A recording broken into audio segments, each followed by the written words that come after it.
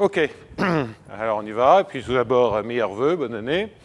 Même si l'année va commencer par un de mes cours, drôle de manière de commencer l'année. Enfin bon, bref, ce que je vais faire, donc je comptais aborder un nouveau thème, et puis je vous avais indiqué un certain nombre de questions ouvertes en suspens en décembre, et en me disant ouais, peut-être l'an prochain, puis finalement c'est allé un peu plus vite que prévu. Et donc, toujours suite du numéro précédent. La motivation est toujours de comprendre lorsque l'on a des équations paraboliques, ce que l'on peut déduire de l'énergie, et des équations paraboliques dégénérées, et fondamentalement, la motivation que j'ai, c'est de savoir aborder des problèmes que l'on a envie d'appeler hypoelliptiques, mais avec des coefficients irréguliers.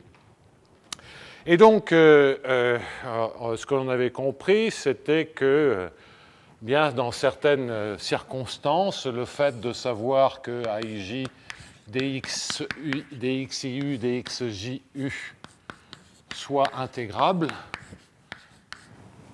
ce qui provient de l'énergie, quand est-ce que ceci entraîne que U appartient à un certain, et on sait que U est dans L2, quand est-ce que ceci entraîne que U appartient à LP pour P plus grand que 2. Bien. Et donc, ce que l'on avait vu, ou peut-être je vais commencer par ce cas-là, c'est commencer par une petite remarque pour déjà comprendre en dimension 2 qu'est-ce que l'on peut dire sur l'hypoellipticité. Alors, commençons avec des coefficients réguliers pour bien comprendre de quoi il s'agit. Donc, on va prendre des coefficients réguliers. Donc, on a un AIJ de X, matrice symétrique, positive ou nulle. Et la question que l'on se pose, et puis les affaires qui nous concernent ici sont des affaires essentiellement locales. Donc, on va regarder ce qui se passe près d'un point. Ce point, je l'appelle 0. Et je regarde donc la matrice A, qui est AIJ, à l'origine. Donc, matrice 2, positive ou nulle, symétrique. Alors, trois cas de figure. Les deux valeurs propres sont strictement positives. Bon, alors on a localement uniformément elliptique, rien à dire. On a localement quelque chose qui est dans H1, et donc on a les injections de Sobolev, c'est dans tous les LP, et un peu mieux que ça. Donc là, c'est le cas inintéressant. L'autre cas qui est trivial, c'est deux valeurs propres égales à 0. C'est totalement dégénéré. Deux valeurs propres égales à 0, ça veut dire que la matrice est nulle. La matrice est nulle à l'origine, et là, il n'y a rien à faire. C'est-à-dire qu'on ne peut absolument rien récupérer, parce que tous les champs de vecteurs que l'on génère, comme on a des matrices qui sont positives ou nulles, tous les champs de vecteurs que l'on génère ont un 0 d'au moins d'ordre 1, donc là, il n'y a rien. C'est un cas qui est également standard. Donc le seul cas intéressant, et c'est un cas où on peut espérer de l'hypoellipticité, c'est lorsqu'on a une valeur propre nulle et une valeur propre strictement positive.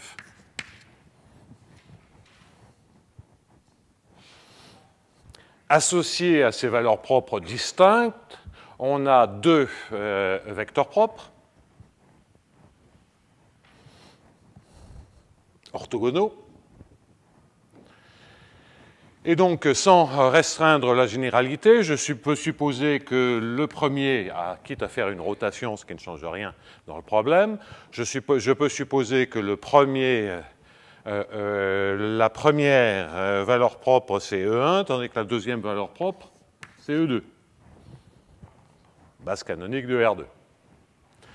Et donc, ça veut dire qu'à une transformation, à quelques transformations près, bien, la matrice A, elle ressemble, et maintenant si j'écris AIJ de X, à des transformations sur lesquelles je ne veux pas m'étendre près, ben, elle va ressembler à 1, 0, 0. Et ici, on va avoir une fonction que je vais baptiser A de xy, qui vaut 0 en 0.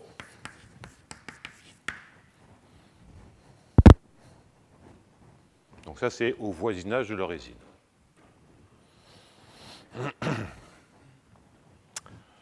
Bon, ben, l'hypothèse d'hypoellipticité, c'est une condition nécessaire et suffisante, c'est de dire que lorsque je regarde la dérivée de A par rapport à x en 0, 0, elle est différente de 0.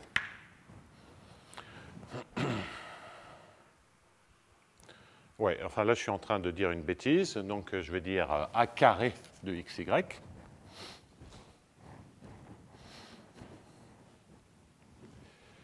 Et donc l'hypothèse, je le répète, d'hypoellipticité, cela va être de dire que dA sur dx de 0 et de 0 est différent de 0.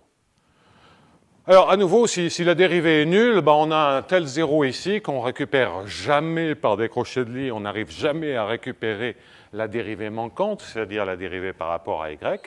En revanche, ben, si on fait cette hypothèse, donc alors, comprenons ici, eh on sait que dxiu est dans L2. Et puis d'un autre côté, on sait que A de xy dyu est dans L2. Et la règle classique, c'est qu'on regarde à ce moment-là.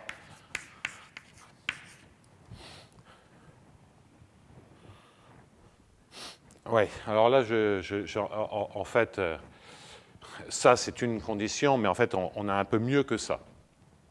Donc là, c'est une condition qui assure l'hypoellipticité, mais je reviendrai sur une condition plus générale. Donc ça, c'est la condition qui marche pour qu'un crochet de Lie récupère toutes les directions. Alors, regardons ce qui se passe. Bien, effectivement, vous voyez que ceci va faire dxa fois dy u, et c'est le seul terme qui subsiste, puisque après, c'est simplement la symétrie des dérivées secondes. Et donc, vous voyez que si dxa en 0 est non nul, en 0, au voisinage de l'origine, on récupère dyu. En fait, de manière plus générale, vous pouvez mettre ici un a puissance 2m, en gardant toujours le fait que dA sur dx est différent de 0, et simplement, là, vous avez besoin de m crochets de Lie pour générer la dérivée par rapport à y. Donc on recommence, ce n'est pas très compliqué. Donc en dimension 2, puis on peut faire des choses un peu semblables en dimension supérieure. Évidemment, c'est un peu plus compliqué, il y a des phénomènes de cascade, et je ne veux pas rentrer là-dedans, mais on peut regarder un peu les aspects canoniques associés les formes un peu canoniques associées à l'hypoellipticité, et ceci est une forme qui est quasiment, pratiquement nécessaire et suffisante. Localement à l'origine. Bon, c'est en dimension 2, c'est simple. On peut comprendre ce qui se passe en dimension supérieure, c'est un peu plus compliqué parce qu'on peut récupérer petit à petit, en déroulant la cascade, on peut récupérer les dérivées manquantes. Mais je ne veux pas en dire plus et ce n'est pas d'une clarté lumineuse dans ma tête. Non, ça, je ne vais pas m'en servir si vous voulez.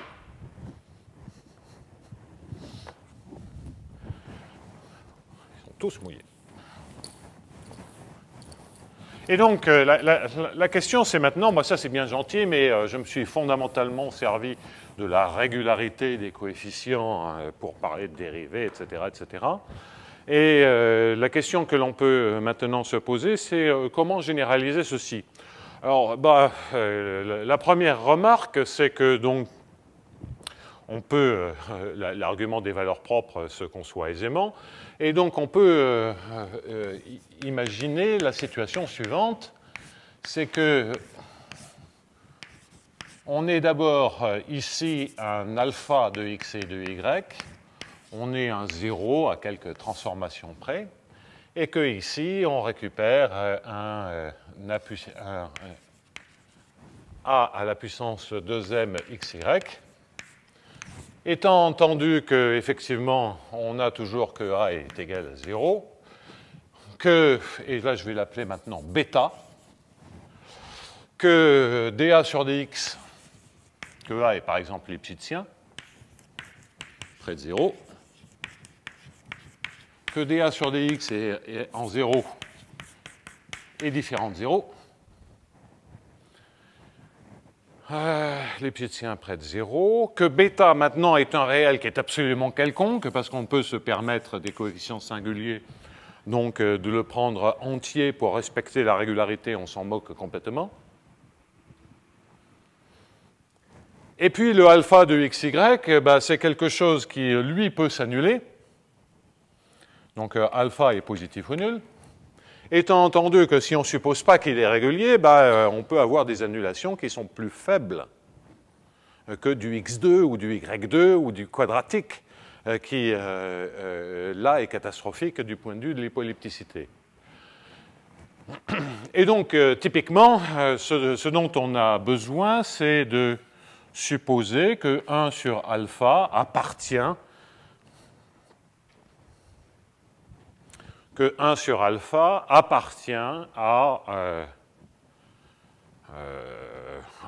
un certain LQ. Et puis, pour que tout ceci marche bien, il faut que Q soit plus grand que la dimension, ici en l'occurrence 2. Donc, excusez-moi, je mets un alpha carré toujours, et dans ce cas, c'est alpha qui doit être dans 1 sur alpha qui est dans LQ pour Q plus grand que 2. Et ça, vous voyez bien pourquoi ceci convient.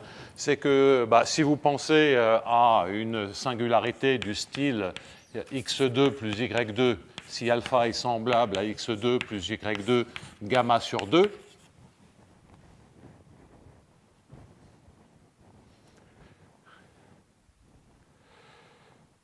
donc,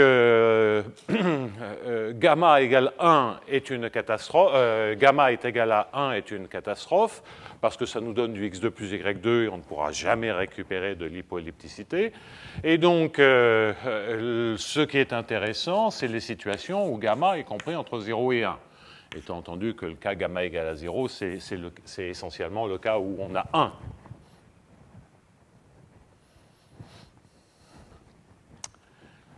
Et ça, c'est précisément la même hypothèse. On est en dimension 2. Vous êtes en train de regarder 1 sur R, où R, c'est la distance à l'origine. Coordonnée radiale, c'est 1 sur R à la puissance gamma. Eh bien, ça, c'est exactement ce qu'il faut pour que ceci soit intégrable, et soit dans LQ pour Q plus grand que 2.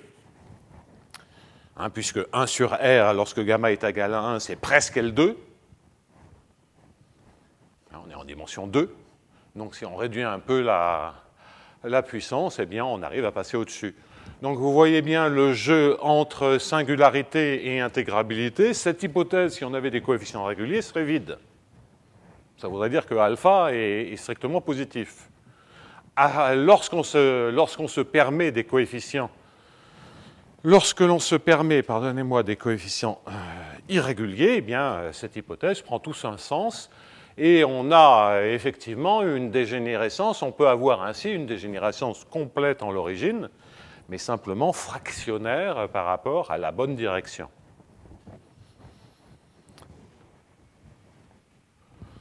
Et donc, la question que l'on peut se poser, on voit que ça, c'est quand même une situation qui, avec des coefficients réguliers, semble être assez canonique, à des transformations près.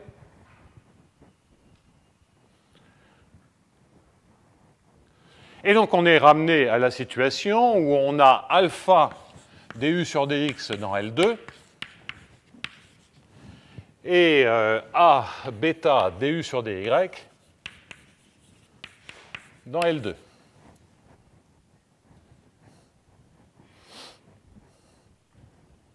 Bon. Ce que j'avais étudié précédemment dans le cours, en faisant une démonstration basée sur une transformation de Fourier en Y, c'était le cas où alpha est égal à 1 et le cas où A est égal à X. Ce qui n'est pas très différent, hein, x ou dA sur dx différent de 0, ça doit un peu ressembler. Alors, l'avantage de cette situation parfaite avec du sur dx, c'est-à-dire alpha égale à 1 et a égale x, c'est qu'on a la possibilité de faire des arguments d'échelle, d'avoir des inégalités globales. C'était les arguments que je vous avais déjà indiqués. Dès qu'on a un alpha, on ne peut plus le faire, et même si on avait alpha égale à 1 et qu'ici, on ait quelque chose que A soit linéaire, hein, du style x plus y, c'est évidemment quelque chose tel que dA sur dx, bien comme x et y n'ont intrinsèquement pas la même échelle, eh bien à ce moment-là, on ne peut pas faire les arguments aussi simples que ce que je faisais, parce qu'en fait, les inégalités vont être locales. Alors...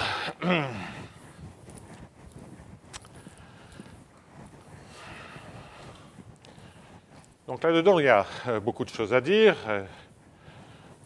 La première observation, c'est que si on veut se ramener à une situation la plus propre possible, eh bien, on en déduit que du sur dx appartient à L2 fois LQ, c'est-à-dire un certain LP avec 1 sur P égale 1,5 plus 1 sur Q, comme Q est plus grand que 2, P est bien plus grand que 1, c'est-à-dire 1 sur P est plus petit que 1.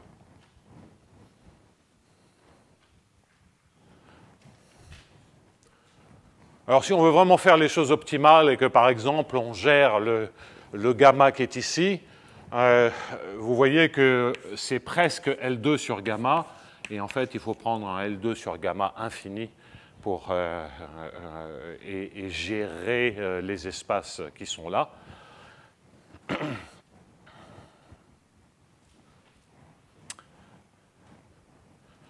Donc, une variante que j'indique, c'est que si ici on a L2 et que le 1 sur alpha est dans LQ infini, je vais l'écrire ici, si L2,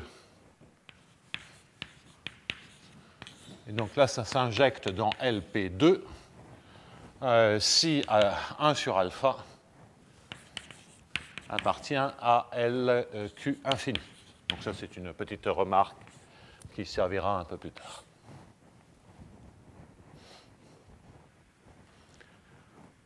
Donc, si vous en avez marre de ces espaces de Lorentz, pensez rien qu'au cas précédent. Et puis, on a donc l'autre information qui est A de xy dyu appartient à L2. Bon, alors là, déjà, on a quelque chose qui maintenant a le bon goût d'avoir une certaine invariance d'échelle. Hein, on n'a plus de coefficients qui traînent. En revanche, sur le deuxième, c'est pas bon du tout.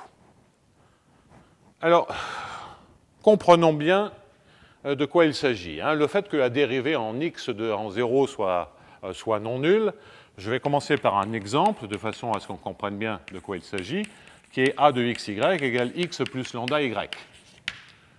Donc, qu'est-ce que j'ai fait? J'ai normalisé la dérivée par rapport à x pour qu'elle soit 1. Et puis, il y a une dérivée en y, qu'est-ce qu'elle est?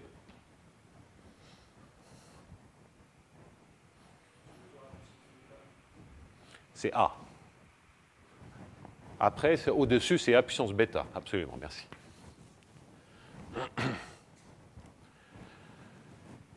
Bon, alors, donc, rappel, ce que l'on avait démontré de manière générale, c'est que si on a dxu est dans L2, et si l'on a que x à la puissance bêta et dyu est dans L2, on avait démontré que ça appartient, que u appartient à h 1 sur 1 plus bêta. Et évidemment, ça s'injecte par les injections de Sobolev dans le LP qui faut, qui est évidemment plus grand que 2, puisqu'on a une dérivée fractionnaire. Et en fait, l'information qui est ici, c'est vraiment une information sur, entre guillemets, la dérivée d'ordre 1 sur 1 plus bêta en y, c'est-à-dire le moins laplacien à la puissance 1 sur 2 fois 1 plus bêta en y, puisque ça, x et y pouvaient avoir des dimensions absolument quelconques. Et donc déjà, pour un peu comprendre ce qui se passe, là vous voyez qu'on a une double difficulté, c'est que d'une part, on a LP sur le dxu et qu'on a un x plus lambda y et non plus x plus lambda y à la puissance bêta et non plus x à la puissance bêta devant le dy. Alors pour déjà bien comprendre comment gérer le passage de x à x plus lambda y et la démonstration en fait fonctionne dès qu'on fait l'hypothèse avec des changements de variables qui sont du même style, eh bien la démonstration que l'on va faire, donc ça entraîne, pardonnez-moi, ça entraîne que U appartient à un certain L, j'ai déjà utilisé LP, LR2, avec 1 sur R égale 1 demi moins 1 sur 1 plus bêta fois D à quelques erreurs de calcul près.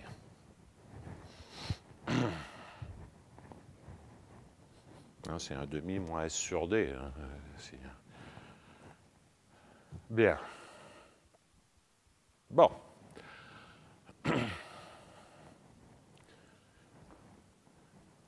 Alors, la manière dont ceci se faisait, et je vous avais indiqué une démonstration absolument générale qui permet d'oublier complètement, hein, en découpant de manière dyadique les valeurs de U, pour se débarrasser complètement du deuxième exposant. C'est-à-dire que si vous savez démontrer une inégalité avec ULR infini ou ULR2, c'est la même chose. Ce qui est important, c'est que de l'autre côté, vous ayez dxu dans L2 plus x bêta dyu dans L2, le fait que vous ayez effectivement quelque chose qui est une norme L2 fait que même si vous démontrez une inégalité avec un deuxième exposant de Lorentz qui n'est pas le bon, vous savez récupérer le bon a posteriori grâce à cette inégalité plus mauvaise. Donc ça, je vous ai indiqué.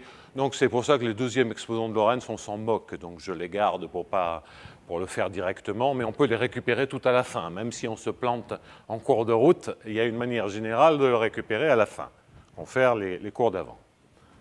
Donc concentrons-nous, LR, LR2, LR infini, tout ça c'est la même chose, ça se récupère par simple utilisation de fonctions de U qui sont des troncatures de U coupées entre 2 puissance n et 2 puissance n plus 1. Ce qui donne des contributions ici qui sont disjointes, orthogonales si vous voulez. Bien. Et la sommation permet de récupérer le deuxième exposant de Lorentz.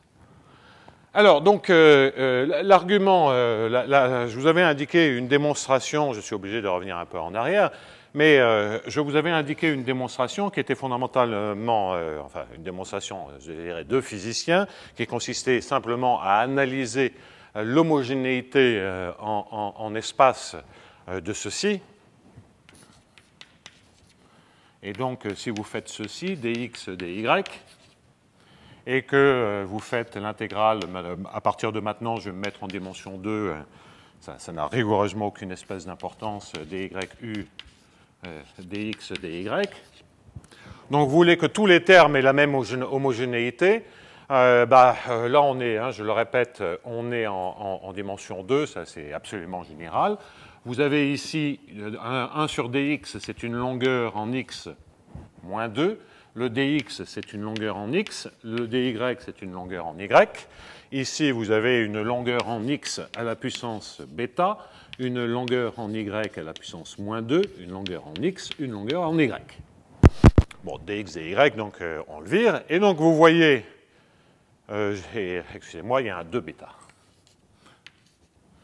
Et donc, vous voyez que, a priori, 2 Lx à la puissance 2 plus 2 bêta doit être égal à Ly carré si on veut avoir des termes qui ont toute la bonne homogénéité. Donc, qu'est-ce que ça veut dire? Ça veut dire qu'une longueur en y, c'est une longueur en x à la puissance 1 sur 1 plus bêta. Ça, c'est vraiment, je dirais, par un argument d'échelle, le phénomène que la diffusion en Y est beaucoup plus lente que la diffusion en X, puisque on va vraiment diffuser en Y de manière très très imagée, et grâce à la diffusion en X qui va se propager sur et donc les longueurs caractéristiques sont totalement différentes. Et la longueur caractéristique ici est la dimensionnalité est comme cela. Alors ça, c'est absolument catastrophique lorsqu'on regarde le x plus lambda y, parce que ça veut dire que fondamentalement, on a des objets qui ne diffusent pas à la même vitesse, et donc ça va se payer quelque part dans l'inégalité.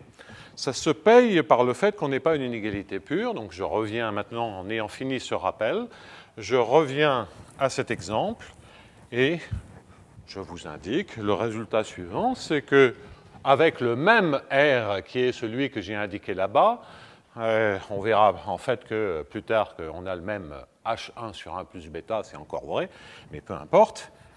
Donc pour l'instant, je cite le résultat, c'est juste dans LR, le Sobolev partiel est correct.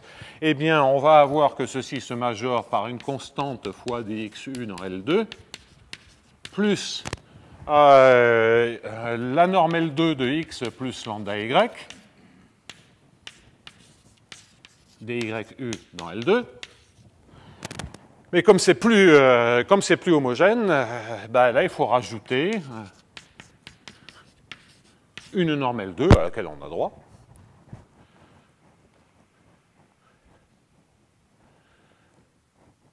Parce que fondamentalement, l'inégalité n'est plus une inégalité parfaite. On ne peut pas avoir l'inégalité sans rajouter un peu de norme L2, vous verrez de quoi ça vient, est fausse.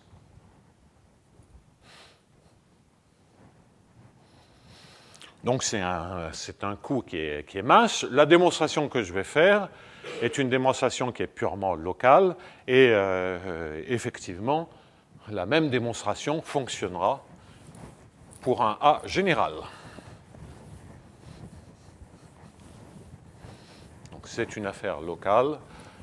Et donc si je suppose maintenant extension avec la même démonstration, avec un A qui est en valeur absolue majoré par nu si x est supérieur ou égal à 1, disons, si la norme de xy est supérieure ou égale à 1, c'est-à-dire je regarde le cas où il y a une seule singularité, sinon il faut travailler auprès de chacune des singularités, que le A est strictement positif si xy est différent de 0, 0, et que A est Lipschitz, c'est surtout en x que ça compte, mais enfin peu importe, et que dA sur dx en 0, 0 est différent de 0.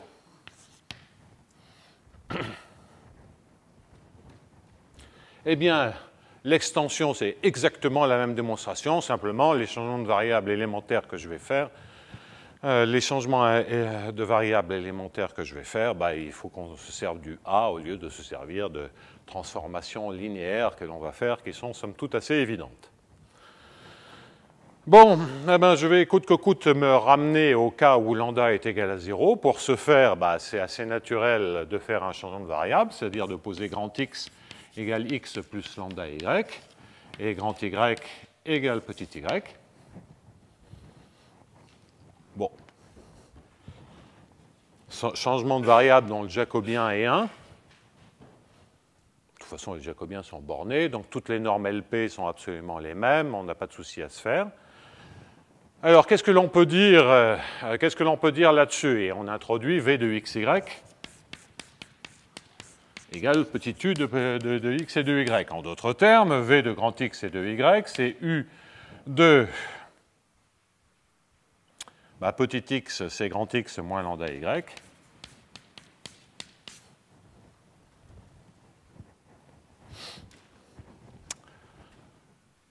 Et grand y.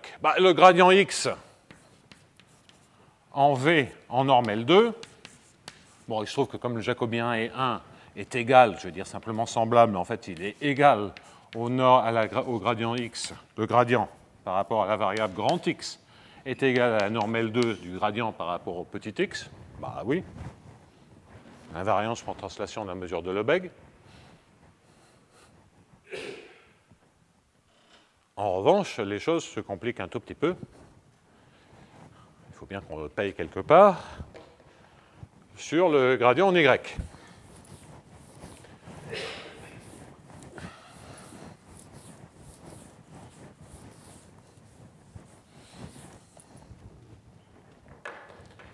Alors, si je prends le gradient par rapport à y de v et que je le multiplie par x bêta, gradient grand Y de v, c'est-à-dire le dv sur dy, pardonnez-moi, c'est un bien grand mot, là j'ai fait des choses qui ont une dimension, mais vous voyez que les x et les y soient unidimensionnels ou multidimensionnels, c'est exactement la même chose. Hein. Étant entendu que lambda est une matrice si c'est multidimensionnel. Bon, ça peu importe. Toujours, une fois qu'on a compris la démonstration, on peut toujours généraliser, ce n'est pas le problème. Donc, grand X bêta dv sur dy, lorsque je fais ce calcul, ça fait grand X, c'est fait pour, c'est X, bon, c'est ce qu'il faut, X plus lambda y bêta du gradient U en petit x, hein, en gardant des notations tout à fait évidentes, gradient en y de U par rapport en xy. Donc celui-là, il est bien dans L2, je n'ai pas de souci. Mais le changement de variable m'a introduit un terme supplémentaire qui est un moins lambda x plus lambda y bêta, gradient x. Donc ceci se majore, pardonnez-moi, par cela. Je fais les choses très rapidement, xy. Lorsque vous dérivez par rapport à y, eh bien, évidemment, vous avez une contribution de la dérivée en x et vous avez une contribution de la dérivée en y. Bon. Alors, de ce terme-là, vous voyez bien qu'il est dans L2. Et ce terme-là, on a envie de dire qu'il est dans L2, mais il est multiplié par un poids qui croît à l'infini. C'est le manque d'homogénéité dont je parlais. Et donc, en fait, vous en déduisez bien que grand X bêta dv sur dy appartient à L2, en tout cas pour des xy qui sont dans une boule.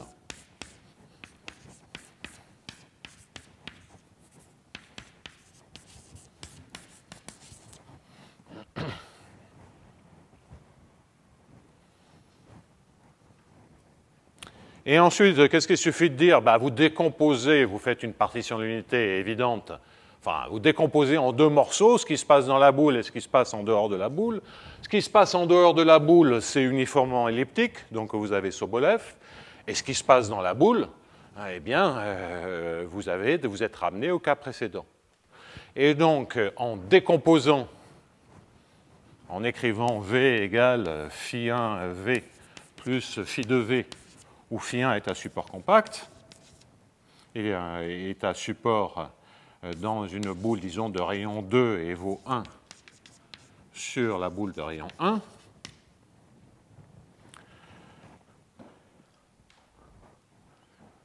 Puis il n'y a plus rien à dire, phi2, c'est 1 moins phi1.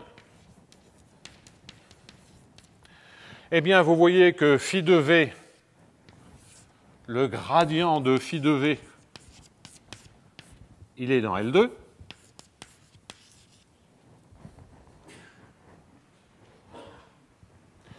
Et là, vous avez besoin de la norme de V, c'est-à-dire de la norme de U dans L2, parce que vous avez deux termes. Vous avez phi2 gradient V qui voit ce qui est en dehors de la boule, et là, on a l'uniforme ellipticité en dehors de la boule. Et vous avez le gradient phi2V, et si vous savez que V est dans L2, c'est bon. Donc c'est bien pour ça qu'il faut rajouter, c'est à cause de ce terme-là, qu'il faut rajouter ceci. Et comme phi de V est dans L2, comme gradient de phi de V est dans L2, c'est évidemment dans le LR qui est là, puisque c'est un meilleur R qui sort. Mais c'est dans L2, vous récupérez tous les R entre.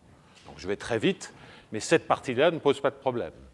Et quant à la partie en phi 1V, bien vous êtes ramené au cas précédent, c'est-à-dire effectivement à la situation où vous avez un x bêta d sur dy et un dx qui sont tous les deux dans L2. Et là, dans cet exemple, je me suis passé dans la situation où je pouvais prendre P égale à 2, c'est-à-dire que je n'ai pas perdu sur le dx. Donc, par changement de variable, et si vous avez un A général, vous vous ramenez, le prix à payer étant effectivement de rajouter une norme L2, mais ça c'est gratuit, ce n'est plus une inégalité pure entre la forme quadratique et une certaine norme LP, il faut rajouter les normes L2. On n'est plus dans des situations aussi simples que les situations précédentes. Donc ça, c'est le prix de la localisation. Que dire d'autre là-dessus? Ouais, enfin, il y a plein de choses à dire, mais c'est que vous voyez comment ça marche, et ça se passe exactement comme c'était du X. Donc, quand je vous disais, ou quand j'avais l'intuition, parce que j'étais loin d'avoir compris tous ces aspects-là, quand j'avais l'intuition qu'en regardant, en tout cas pour la dimension 2, en regardant dxu dans L2 et x bêta dyu dans L2, c'était une situation générique du point de vue de l'hypoellipticité, en dimension 2, vous voyez, il n'y a rien que ça. Cela dit, j'ai quand même triché à un endroit, c'est que j'ai supposé que je n'avais pas mon alpha. Et mon alpha m'a introduit des choses un peu désagréables, parce que j'ai d'un côté ici, j'ai L2, de l'autre côté, j'ai LP, que la seule démonstration pour le cas canonique que j'avais faite, c'était avec Fourier, et que Fourier dans LP, ça marche mal. Donc il y a méthodologiquement, même si on comprend que c'est le bon système, on a méthodologiquement un problème qui consiste à dire comment faire dans LP et plus dans L2. Et ce n'est pas gratuit, on en a besoin ici. D'ailleurs, de manière plus générale, c'est la dernière extension que je vais indiquer.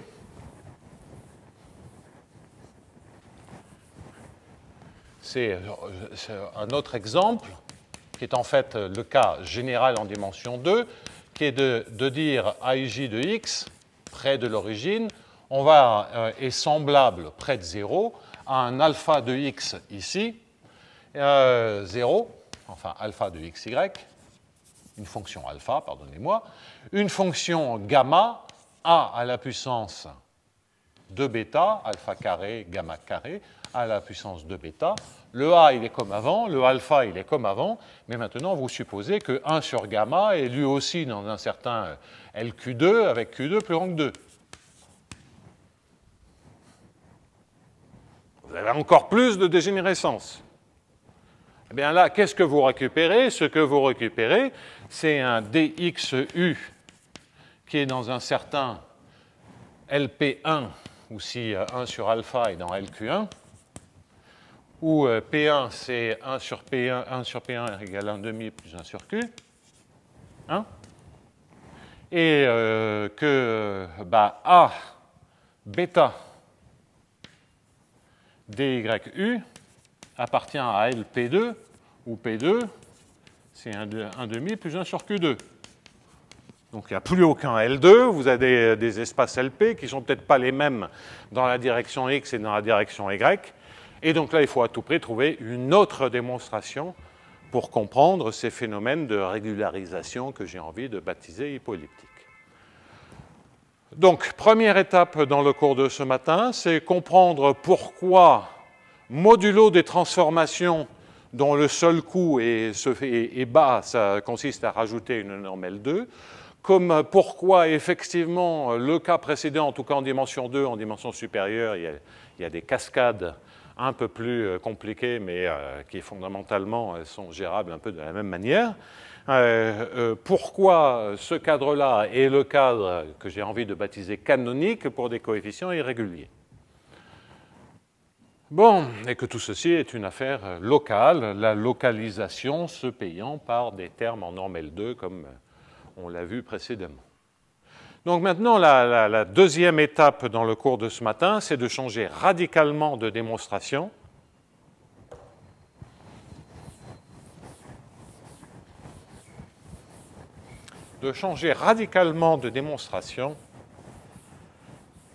Pour comprendre ce qui se passe lorsqu'on a un paquet de variables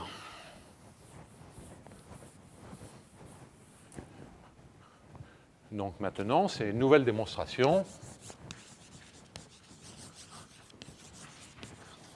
Et celle-là, en revanche, nous permettra de gérer absolument tous les cas de figure que l'on peut imaginer. Alors.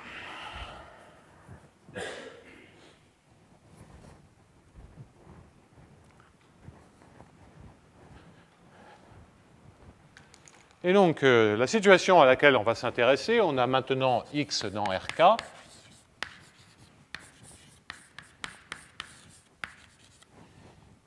Y dans Rm. On va supposer que gradient XU est dans un certain LP1 et que gradient, alors éventuellement il y a des deuxièmes exposants, mais là on fatigue un peu avec toutes ces histoires d'exposants, donc on va prendre X bêta gradient YU est dans LP2. Qu'est-ce que ça entraîne ?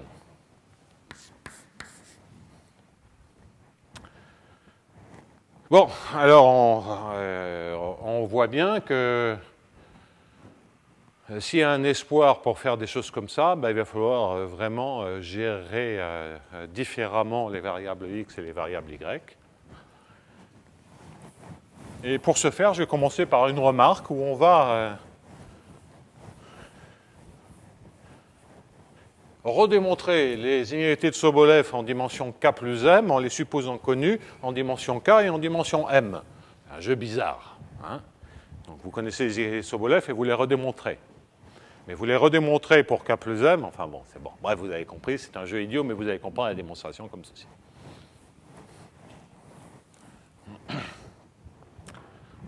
Donc, remarque. Alors, je vais le faire avec L2, L2. Maintenant, vous prenez LP1, LP2, c'est pareil. Hein. Alors, je vais le faire dans LP, allez.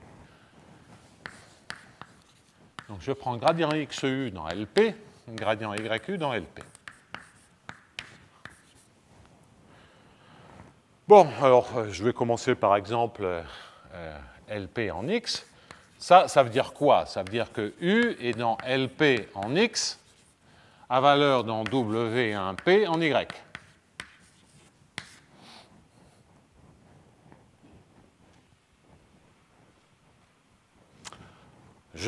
Comme je le disais, je connais les inégalités de Sobolev en Y.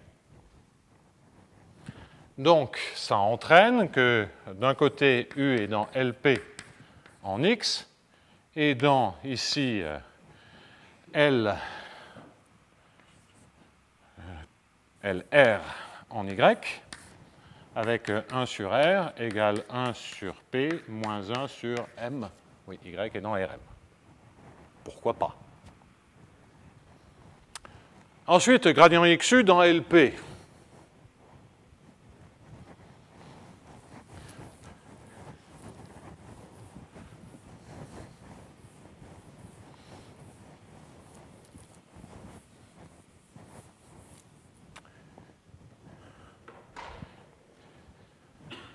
Eh bien, je prétends que ça entraîne que U est dans LQ en X, à valeur dans LP en Y.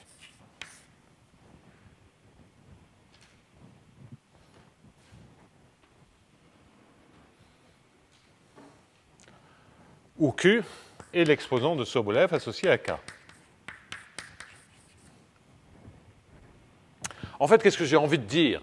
J'ai envie de dire, même si ce n'est pas totalement bien défini, mais c'est que, mais on peut donner tout un sens à ça, c'est que U appartient à W1Q de X à valeur dans LP de Y.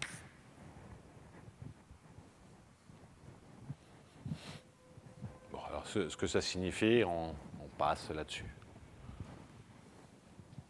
De quoi ça provient, ça? Ben, ce n'est pas très compliqué, c'est vrai si vous avez un espace de Banach quelconque.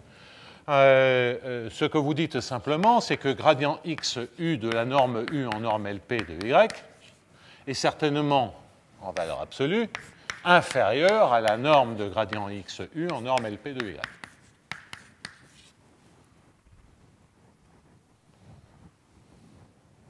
Que par hypothèse, ceci c'est dans LP en X,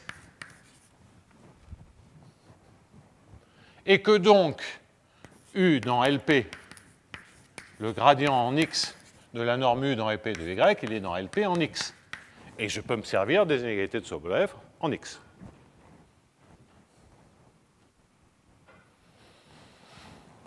Bon. Maintenant, qu'est-ce que je vais faire? Je vais faire du Hölder dans des espaces LP de LQ. De l'interpolation si vous voulez, mais c'est des inégalités de Hölder, c'est totalement élémentaire. Et donc, j'en déduis que ça appartient à tout un tas d'espaces d'intégrabilité en X et en Y. Et je veux en trouver un. Donc, je vais mettre un S. S, je ne m'en suis pas encore servi, comme Sobolev. LS en X de LS en Y.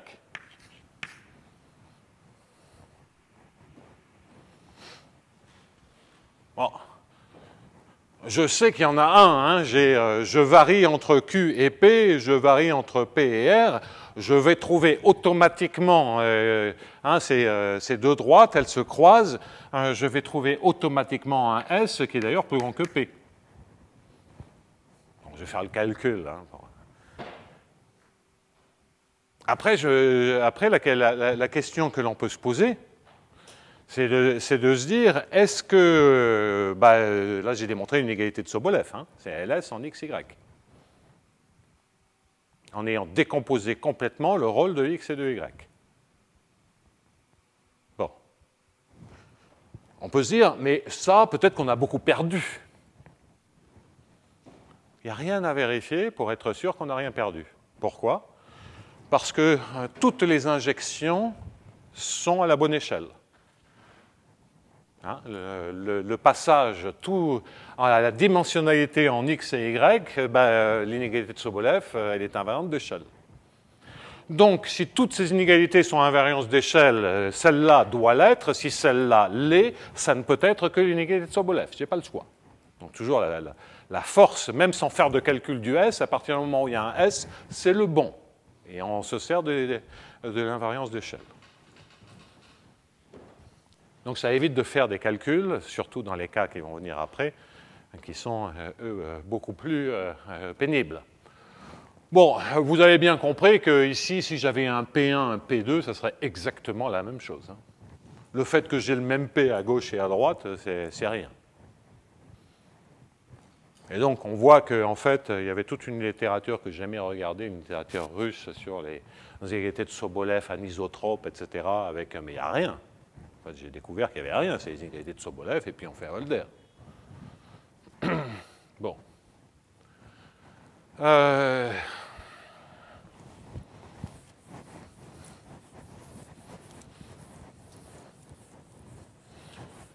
Alors, comme je ne doute pas que pour certains d'entre vous qui ne sont pas exposés à une de mes maraudes favorites, à savoir les changements d'échelle, je vais quand même refaire le calcul du S pour vérifier, si je ne me trompe pas dans les calculs, que c'est le bon. Mais le meilleur argument, c'est quand même l'invariance d'échelle. Alors, donc, allons-y. 1 sur S, d'un côté, doit être égal à θ sur Q plus 1 moins θ sur P. Et de l'autre, doit être égal à θ sur P plus 1 moins θ sur R. Et ensuite, on remplace le 1 sur R et le 1 sur Q parce qu'ils sont. C'est-à-dire, alors donc le 1 sur Q, ça fait, c'est particulièrement simple ici. Hein. Donc, si on a P1 et P2, ça devient des trucs absolument infernaux, et c'est pour ça qu'il vaut mieux, si on a P1 et P2, trouver le S et puis faire l'analyse d'échelle pour savoir lequel est le bon. Ça va beaucoup plus vite. Alors, ici, c'est particulièrement simple, parce que le θ sur Q, c'est θ sur P plus 1 moins θ sur P, ça fait 1 sur P plus, moins θ sur K. Donc ça, c'est la contribution du premier bloc. Hein, vous recommencez à voir du Sobolev, mais avec la contribution du premier bloc. Et puis, de l'autre côté, on va voir la même chose, mais avec la contribution du second bloc, et on trouvera le bon exposant de Sobolev comme ceci. Donc, le θ sur P plus 1 moins θ sur R, 1 moins θ sur P, ça fait toujours du 1 sur 1, du 1 sur P, moins 1 moins θ sur m. Et donc après, nous avons la relation θ sur k, pardon. L'égalité nous dit que θ sur k est égal à 1 moins θ sur m. C'est-à-dire que θ 1 sur k plus 1 sur m est égal à 1 sur m. En d'autres termes, que θ est égal à k sur k plus m, tandis que 1 moins θ est égal, évidemment, à m sur k plus m. Et puis maintenant, vous remplacez θ sur k pour trouver finalement le S, ben vous retrouvez 1 sur P moins 1 sur k plus m. Miracle, c'est bien l'inégalité de Sobolev redémontrée à partir de l'inégalité de Sobolev. Donc vous avez bien compris le jeu, c'est qu'effectivement, on peut décomposer complètement l'action en x, l'action en y, en se servant donc de Sobolev lorsqu'on a une dérivée, et qu'on ne perd rien et que l'on sait comme ça découpler complètement xy. Alors ça va nous sauver pour le problème. Donc je vais le faire uniquement avec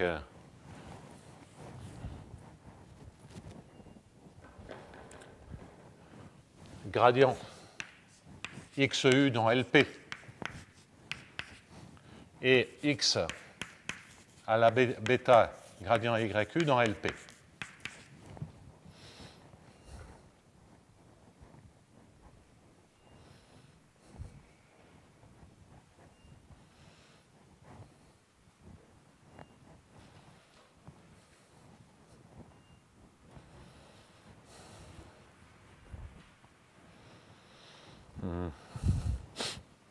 Ouais.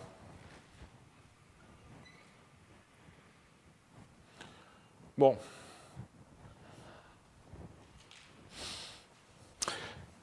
Ouais. Une remarque, c'est qu'avant de faire la démonstration, je vous donne une démonstration qui permet de faire ce cas-là, mais qui n'est absolument pas aussi générale que ce que je vais faire après. C'est qu'il y a une remarque, c'est qu'on peut se servir de l'interpolation, mais c'est un peu compliqué pour se servir d'interpolation. En observant que si bêta est positif petit, ben on va en déduire que gradient XU est dans LP, que gradient YU est dans un certain LQ, en se servant du fait que 1 sur x puissance bêta est intégrable, et que, donc ça c'est pour P compris entre 1 et 2,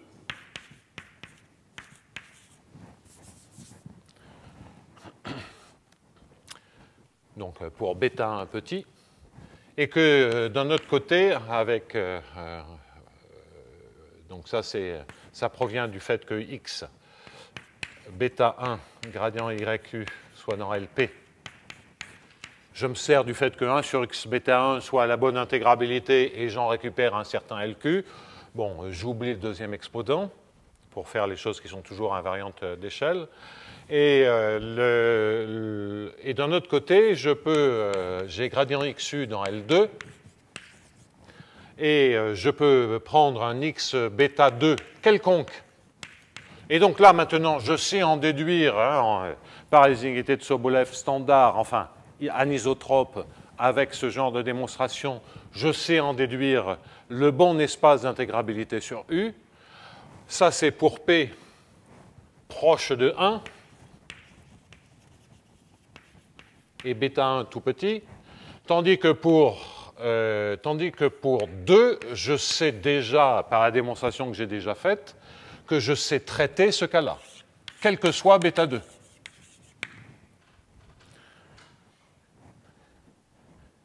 Ben ensuite, ça permet, si P, alors celui-là, je vais l'appeler P1, et donc, bien après, en jouant, en disant 1 sur P égale θ sur P1 plus 1 moins θ sur 2, je suis avec un P qui est compris entre 1 et 2, et qu'en même temps, je dois interpoler, là c'est de l'interpolation linéaire, donc ça va être que bêta égale à θ bêta 1 plus 1 moins θ bêta 2. Comme je peux choisir bêta 2 comme je veux, et bêta 1 petit, bien, je peux trouver n'importe quel bêta comme ceci. Comment je fais? Bon, je fixe un P1 proche de 1. Le θ est déterminé par la première équation et le bêta 2 est déterminé par la deuxième équation. Et donc, par interpolation, si on a le droit de se servir d'interpolation, on peut gérer ce cas-là. Bon, alors il y a des limites et il y a des petites difficultés, et puis ça ne marche absolument pas si on veut, au-delà même de l'intégrabilité, récupérer des informations fractionnaires, puisque maintenant je vais citer un théorème.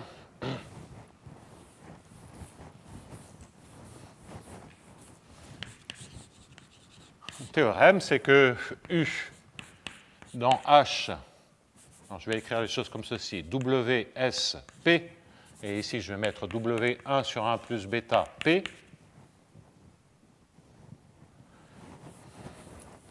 et je vais être plus précis que ça. C'est-à-dire que je vais dire que la dérivée d'ordre S en Y, S étant 1 sur 1 plus bêta, et par dérivée en Y d'ordre 1 sur 1 plus bêta, je veux vraiment dire le moins laplacien Y à la puissance 1 demi de 1 sur 1 plus bêta.